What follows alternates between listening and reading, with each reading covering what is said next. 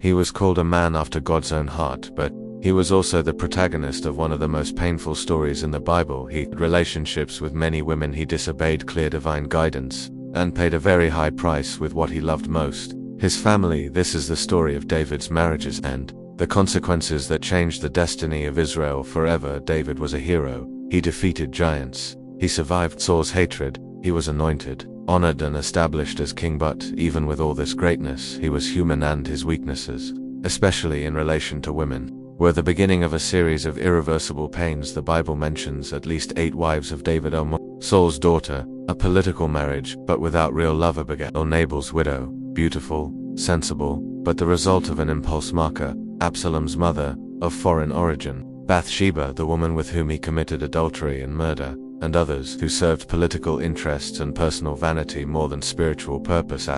But there is something that few people talk about. Neither shall he multiply wives to himself, lest his heart turn away. Deuteronomy 17:17. This was an order from God for kings. But David did not obey. David had many sons, but the division generated by so many different mothers gave way to fatal rivalries.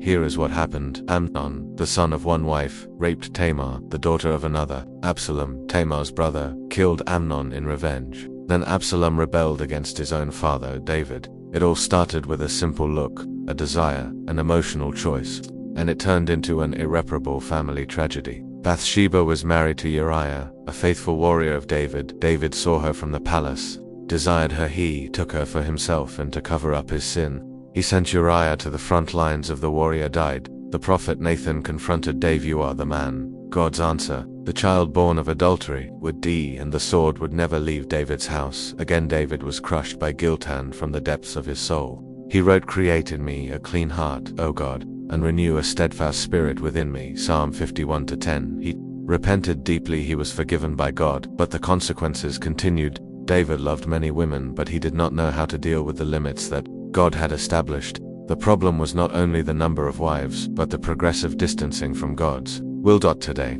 the lesson remains alive. How many families are destroyed by poorly resolved emotional decisions? How many lose their purpose by giving in to fleeting desires? David was forgiven. God did not reject him, but the bitter fruits of his choices followed him into old age.